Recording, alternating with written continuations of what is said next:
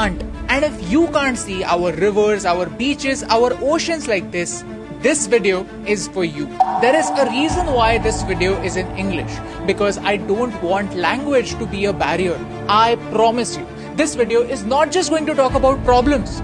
This video is going to discuss a solution that is called the ocean cleanup. Because India has 7,500 kilometers of coastline and more than 400 rivers. And I want you to help India clean them. And you know the best part? You can be a part of this solution in just 3 clicks. But first, let me ask you a question. When you think about oceans, what comes to your mind? Lots of fish, lots of water, and lots of beauty. But that's not true anymore. Our oceans look like this.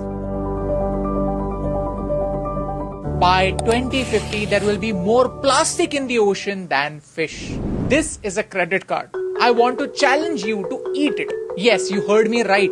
Can you eat this credit card? Sounds stupid, right? But you are already eating this much plastic every week because of this. This is microplastic. Small bits and pieces of plastic that are mixed in the seafood you eat, the salt you eat, and also the water you drink. Why? Because of our rivers. Out of 1,000 most polluted rivers in the world, 144 are in India. 47 of them are in Maharashtra and 13 of them are in Mumbai alone. But ऐसे complain करने से क्या फर्क पड़ता है? Let's talk about solutions. This is an interceptor, a boat that eats plastic before it enters the oceans. Dirty water goes inside, plastic and trash get separated, and clean water comes from the other side. How cool is that? The government of Thailand is already doing this. Chao Phraya is Bangkok's busiest river. Over here, first the interceptor measured the sample of trash to understand what kind of waste is entering the river. And most importantly, where is it coming from? Then the cleanup started. This is before and this is after. If you look at this trash, this is not too different from what we see in India. So if the problem is very similar, why not look at similar solutions? That is the challenge that I want to give my government. Because the government of Malaysia is already doing this. Barriers are blocking trash and boats are cleaning the rivers. Vietnam is also clearing up. Guatemala is thinking about solutions. Just look at this video. Within minutes, so much of trash can be collected and so much of it can be stopped from going inside our rivers. And you know the best part? These countries are not so-called rich countries. These are developing countries just like us. Then how can India stay behind? I believe that if there is political will to take some action, actions can be taken, solutions can be found, and the world can heal.